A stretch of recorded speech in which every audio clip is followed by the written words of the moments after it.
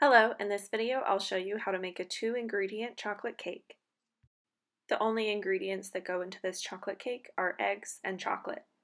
So first, start by separating eggs. I'll take 4 eggs and separate the white from the yolk.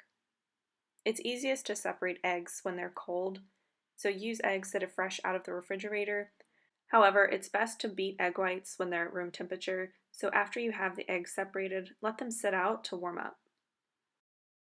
Then measure out 9 ounces of semi-sweet chocolate.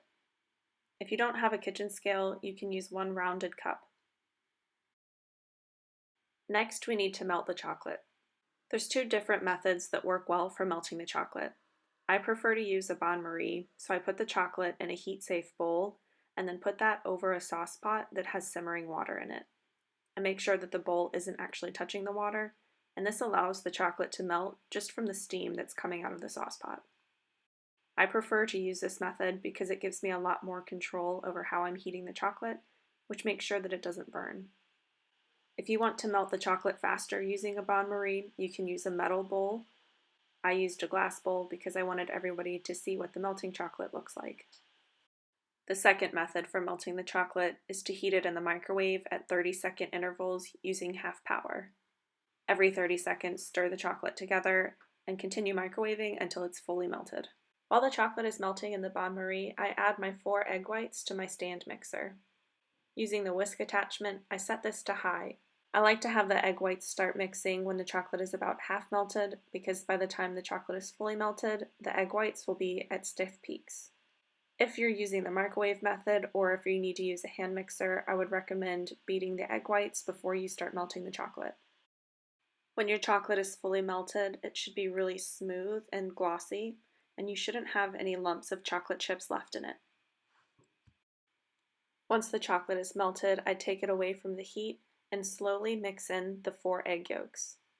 The moisture that's in these egg yolks is going to cause the chocolate to seize, so you'll see it start to clump up and it'll be very difficult to stir.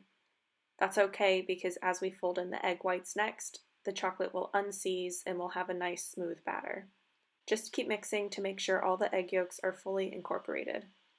Every time I make this, I always get nervous at this stage that I've messed something up, but don't worry, it always works out after we add in the egg whites. Just be sure not to put this back into the microwave and try and reheat the chocolate because you can actually cause the egg yolks to cook.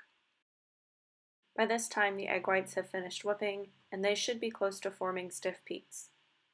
I add the whipped egg whites into the chocolate, using 1/3 of the egg whites at a time. Once I have the first third of egg whites fully incorporated into the chocolate, then I add the next third. It's best to work in batches when folding in egg whites because this helps minimize the amount of air that you might knock out of the egg whites, and it also helps make sure that it's fully incorporated into the batter.